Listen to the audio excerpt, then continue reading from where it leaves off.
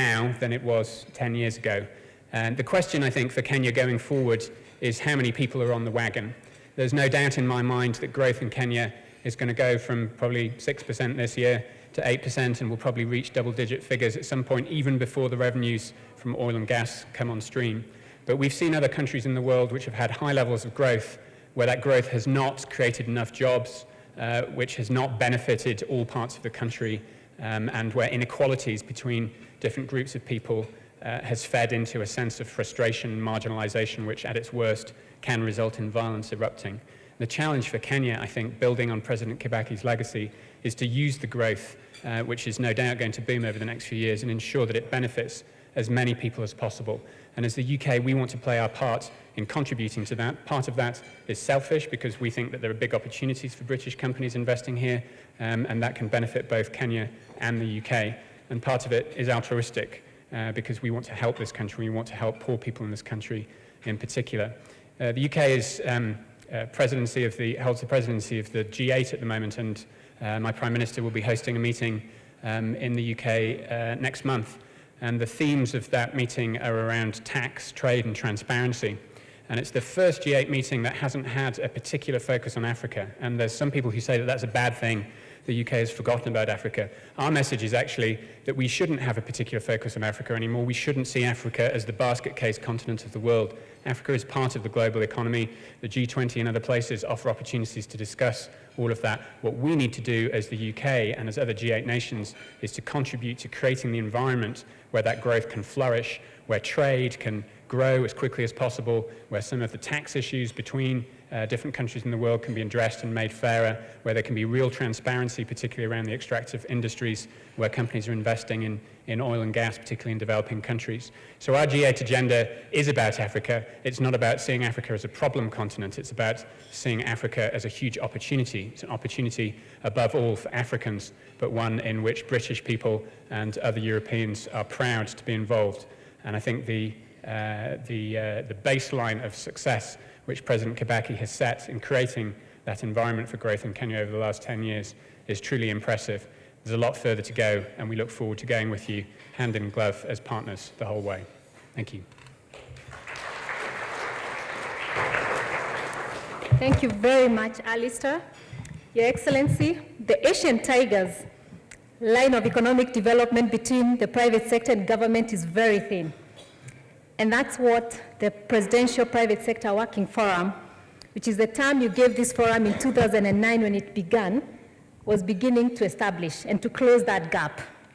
The agenda of the Presidential Working Forum is mainly driven by the associations, KAM, FKE, KTF, TESPOC, Chamber of Commerce, and others who come under the umbrella of KEPSA as the umbrella body, and ensure that the issues that are cross-cutting, we are all speaking on one voice.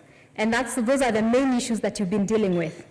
During that time, the KEPSA chair has been Engineer Patrick Obath.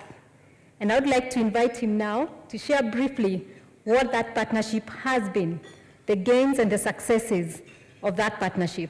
Karibu.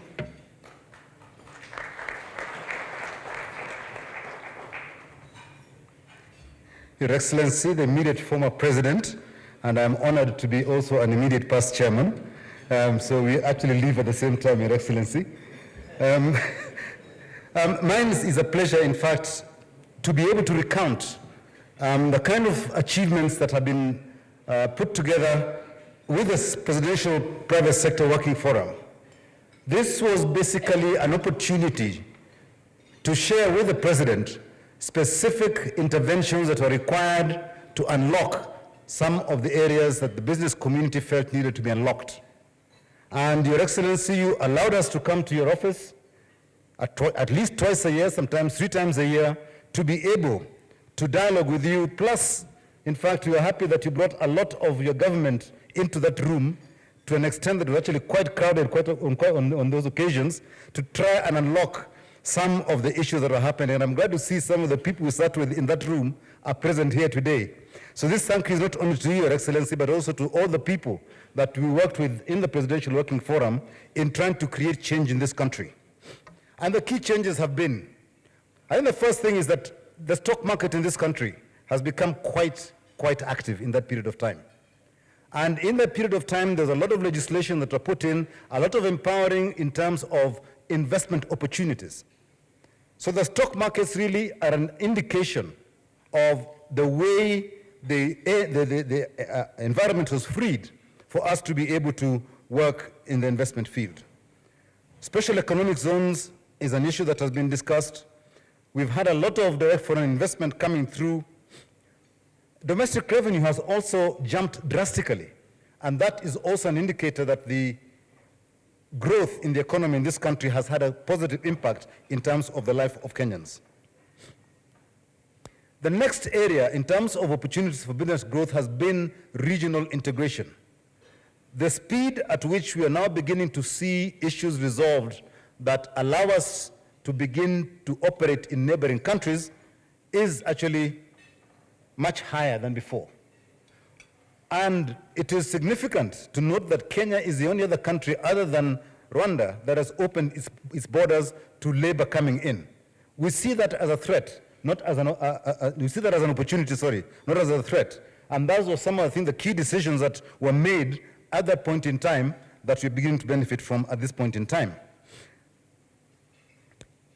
Non-tariff barriers have been an issue, and I think a lot of the times you came to your office, Your Excellency, these were some of the issues that we were discussing, was the non-tariff barriers. A lot of them have been removed, some of them have come back, but the numbers are diminishing.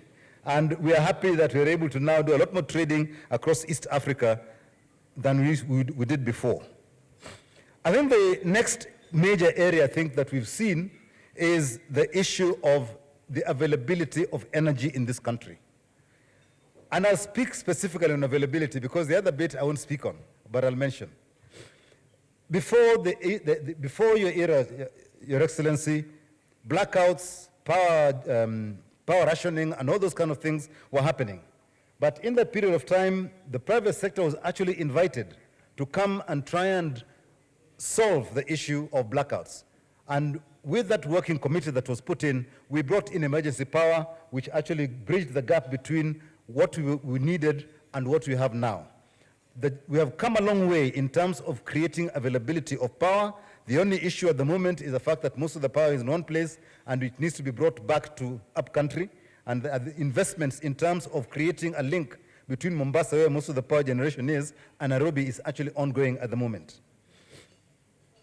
The main thing that is still outstanding, Your Excellency, and that I think is going on, is reducing the cost of energy. And that I think will need a lot of activities, a lot of rediscussion as to how we can reduce the cost of energy. But the key thing is energy is available.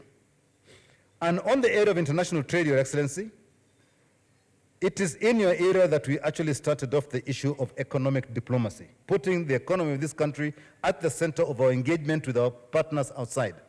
This is, I think, the one thing that is going to create a big economic force in this country will be this achievement of the impacts that economic diplomacy can bring to this economy in Kenya. And I think the single event that I can remember is the fact that we were invited to talk with the ambassadors in the first ambassadors meeting, I think about 3 years ago, when they came back to basically talk about economic diplomacy, and we have been engaged with the Ministry of Foreign Affairs in terms of trying to create an environment where economic diplomacy will work.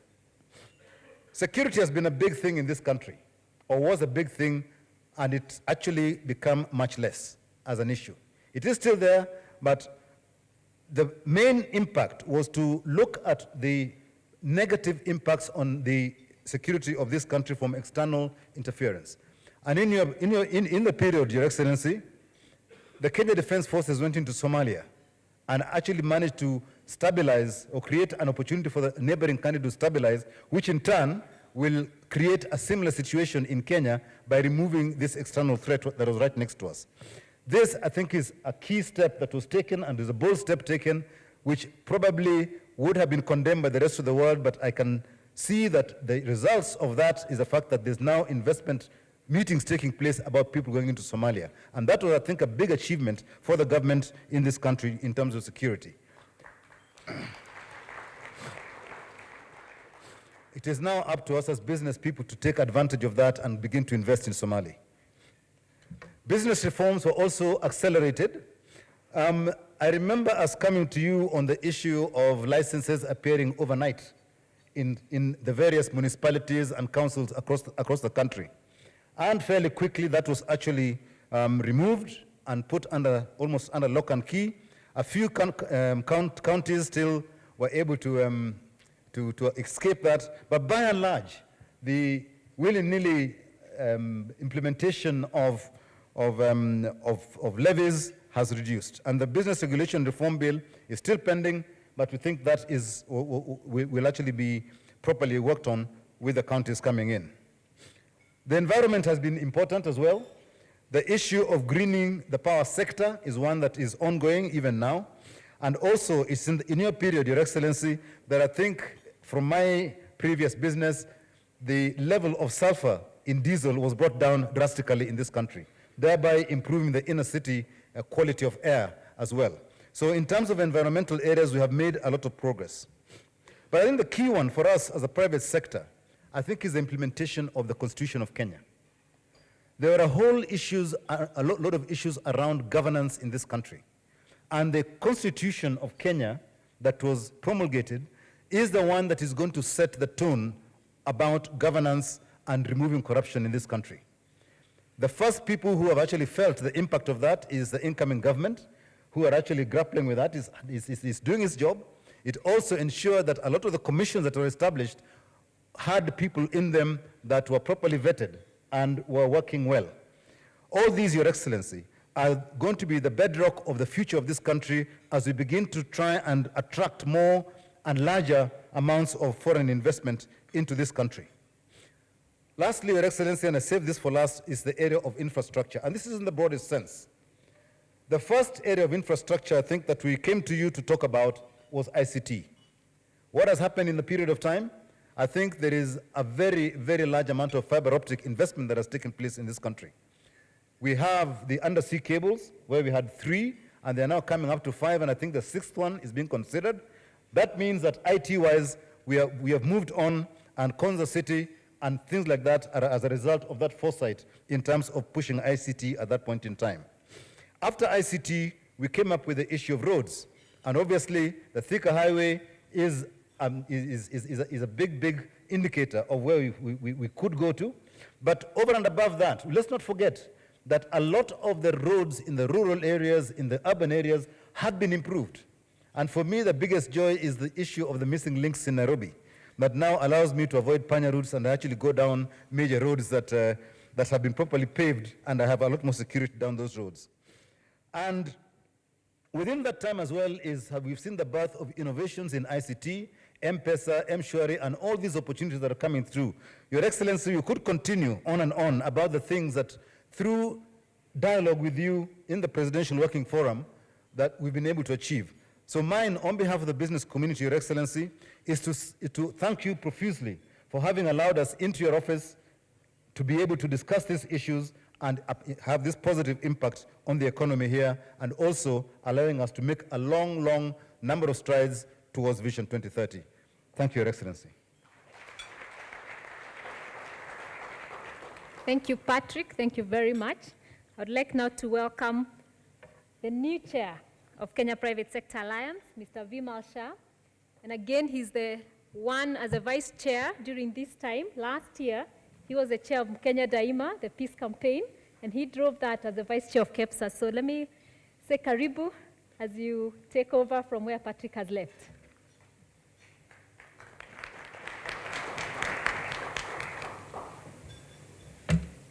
Thank you, Carol. Your Excellency, the former President of Kenya, Honorable Mwai Kibaki, Your Honor, Professor Kithure Kindiki, the leader of the majority in the Senate. If you don't know him, that's him sitting next to the President. Obviously, he's going to be handling your Senate from now on, our Senate, sorry. So it's going to be good. All colleagues, friends, all protocols observed, because all of you are part of our colleagues, including the Honorable PSCs and all the government people around here. Your Excellency, this is probably a very proud moment for KEPSA and for the private sector in Kenya today. We share a lot of commonalities. We are also 10 years old as KEPSA, and you've had a 10-year regime in this country, so it rhymes there.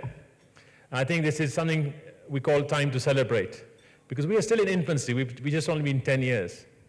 Apart from this, we're celebrating 50 years of your presence in the political climate in Kenya. Your Excellency, that is not a small time.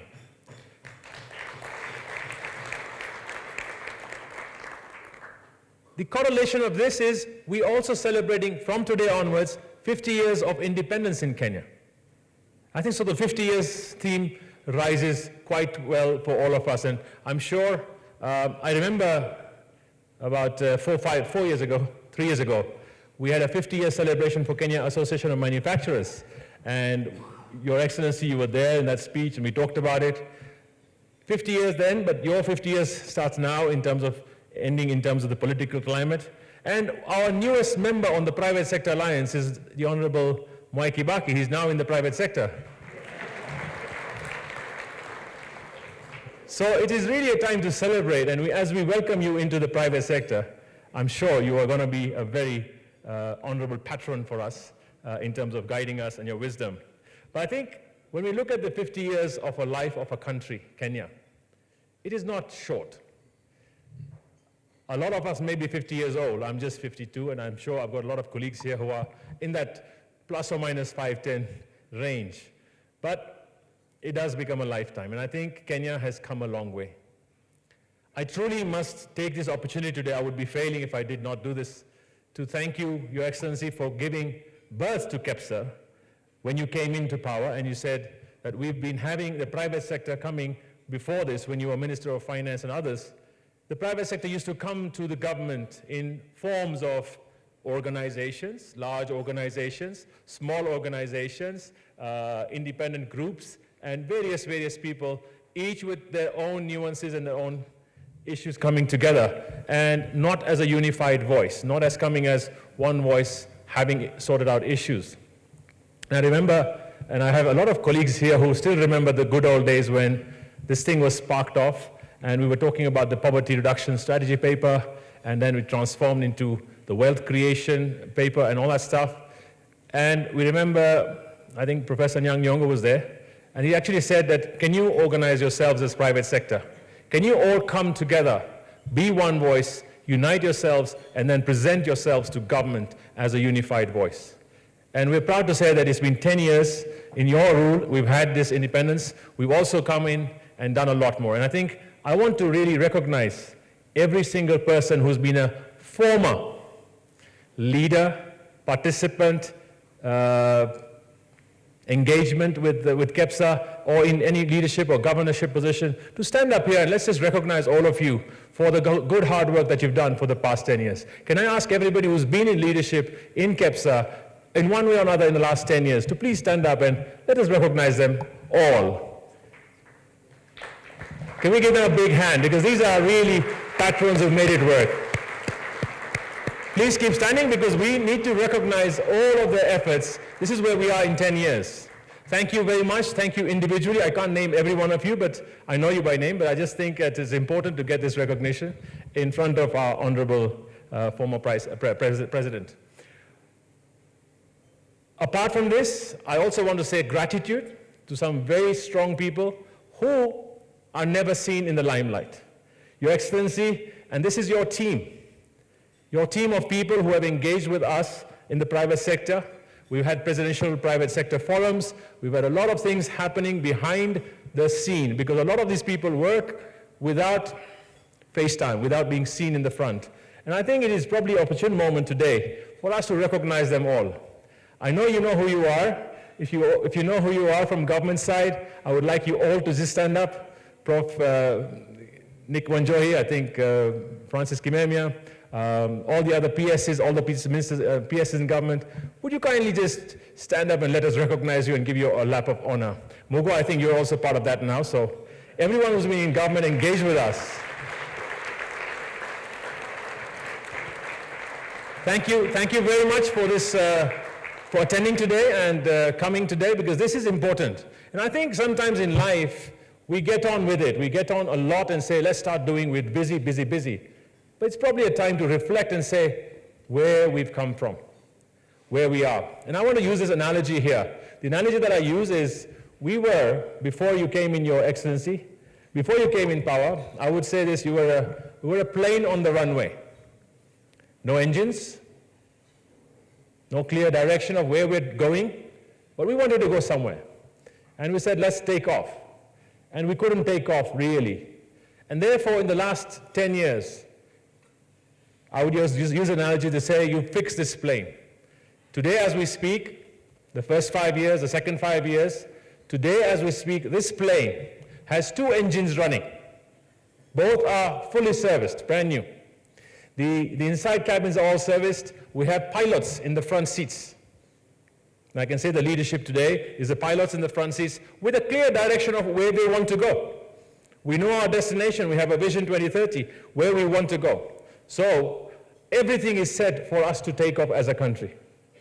And I think, thank you, we can clap for that. The credit is due to the management style of Your Excellency. And I think the management style, we may not talk about it, and I want to talk about it openly here, was pretty liberal, was allowing people to get on with it and do it, not coming in their way. Don't we really value this? If you do, really give this a big hand. I'm sorry, Your Excellency, somebody may not have said this to you, but this was a fantastic style. This is something that was superb, and we really love it, because I think you would say, we'd come to you with proposals, and you'd say, okay, what's stopping us from doing it? Go and do it. And I think you said the same thing to your people and the ministers and everybody else, and we complied and got it done. We had a few speed bumps, which stopped us along the way, but that's fine. That's behind us now. What I can say is the plane is on the runway, 2 engines running with pilots in the front, and we've got a crew in the cabin that is ready to say, let's do this. We've just locked the doors, and we said, now let's go on board. The crew will be confirmed in the next 2-3 weeks, and we'll have a takeoff. The question is this trust that we need to initially take off. And that's where the energy is going to be required for every single Kenyan. And I say every single Kenyan, every single person who's a development partner here, because you have been giving us the fuel also to sort of energize ourselves and run this plane. But I think we are set for takeoff. I may be an optimist, but I'm sure I'm not the only one.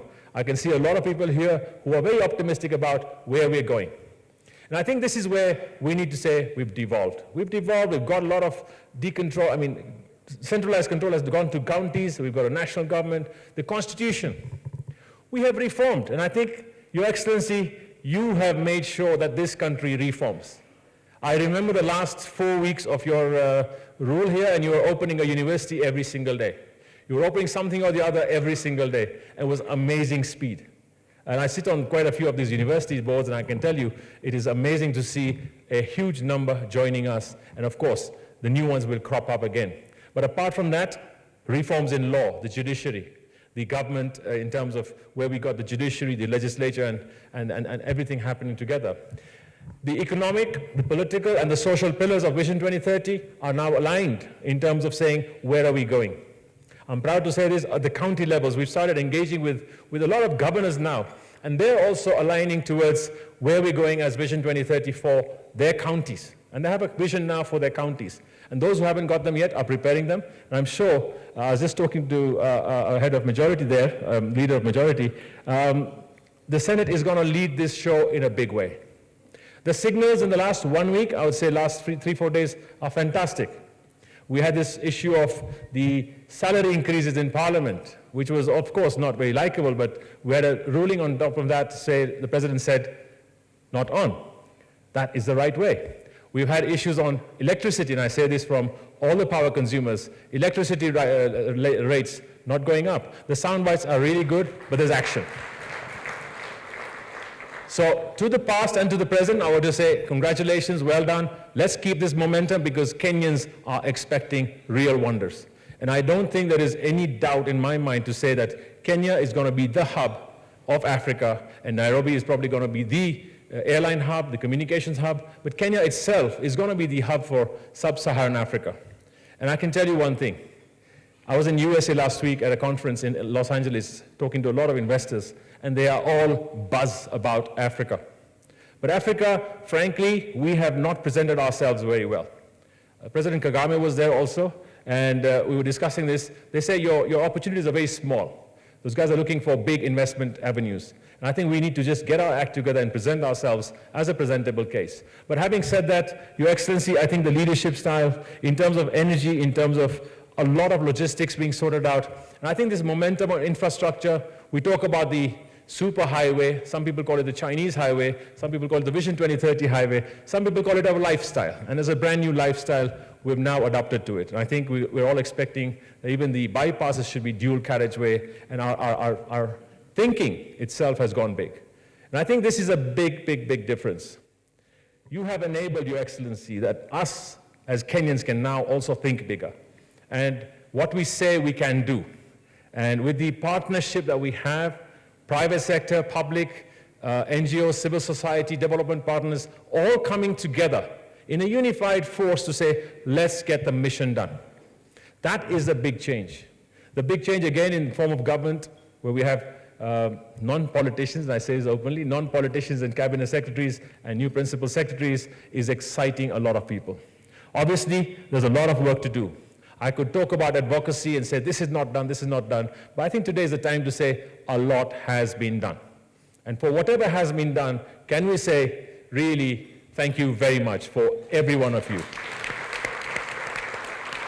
The physical infrastructure has been improving, and I can tell you, governance, rule of law, there are fundamental changes, and I'm sure the people in the Attorney General's office and all of them know that those were critical for us to enable our flights to take off.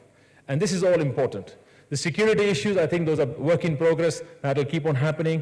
But apart from that, human capital. The Kenyan human capital. No wonder, you go around everywhere and you see best human capital is from Kenya. I am not biased about Kenya, but I'm telling you openly, I operate in Kenya, Uganda, Tanzania, and Kenyan human capital is second to none in the whole of Africa. Thank you, you can clap for that. This is for yourselves. I think the high performance culture that we see now, I was talking to somebody who's a legislator in England, and he says, even our people don't have performance contracts in the legal system or in the politicians in the UK. And Kenyans had we had performance contracts. That was introduced, and therefore I think performance started happening. It was amazing, the whole reinvestment in getting things done. The whole economic diplomacy where we had ambassadors going out there, but now we get involved and engaged with diplomacy, and it really works together. So we've worked at KEPSA, and I think I want to also thank all the members of KEPSA. I want to thank every single member of KEPSA, and it is formed of a lot of organizations, and today we've only got a few of the leaders here. We couldn't invite all the board members and all the members, but could I ask all our members of KEPSA, all the leaders who are here, if you're a member of KEPSA, please stand up and let us give you a big thank you also. I'm sure you know each other yourselves. Please stand up and let's give them also a big hand for keeping this organization alive. Thank you very much. You know you're all members. Let's go out there. Please keep standing. Let's go out there and recruit 5 more members each. We will build that into a much bigger organization. This becomes a movement. Thank you, you may sit down. But I think this is important to say we recognize every single effort. And I think every single effort put together, KEPSA put together the first NBA. In fact, that was Kenya Association of Manufacturers. I want to recognize them for putting together the first NBA. And I think, Betty, you were instrumental in that. Please, thank you very much. From that came up the NBA 2, and the NBA is the National Business Agenda 2, and that's done by KEPSA in terms of getting everybody else together and putting it cross-sectoral. And with that, I think that sets the tone for our discussions now with the new government in terms of where we want to go. I'm excited today. I met some people who said, we want to participate and come together and be in KEPSA and let's make it work. I'm telling you, this is a space, it's your organization. You make it work. It's your avenue, your umbrella body to take it up and say, fine, let's make it happen. It does not reduce your own capacity or your own association, your own, whatever. But being a part of the KEPSA movement makes it far better for us to talk with one voice, and government wants us to talk with one voice at any stage, and we need to have opinions on every single item. And I think this is what's going to be enabling us going forward. So I think as we go towards Vision 2030, we have 16 years left to get to Vision 2030, and you can count the number of months that is. But the last 10 years has been excellent. The next 5 to 10 years will be excellent. KEPSA is your organization, the government is your organization. Let's make this thing work, and let's really make it public-private partnership in working together. And I think this spirit of saying, let's go out and do things together, rather than blame game where we say, oh guys, it's you and you're a boxing bag, and we actually say the blame game and pass the buck to somebody else. There is no more passing the buck in this government, in this private sector, and we're all aligned towards one mission, making the vision happen and creating an enabling business environment for people to prosper in. And we believe very strongly that the economic pillar of Vision 2030, if that is boosted in a big way, it will also support the entire social pillar and, of course, ultimately help the political pillar. So, Mr. Former President Kibaki, I know we are born in the same place. I'm also born in Nyeri, and I think you've been going back there. But as you now, I'm sure as you now get time to play golf and use your clubs and talk about things, you will give us your wisdom along the way, wherever required and wherever called upon. So with that, I want to thank you all for coming today, and obviously for all the organizers, all the people who've organized ourselves here. Thank you very much, and let's give the President, former President, a big hand for last time. Thank you. I would now like to call upon Honorable Professor Kithure Kindiki, the leader of the majority of the Senate. This is his first time in politics, and he tells me he comes from academia, from University of Nairobi. Please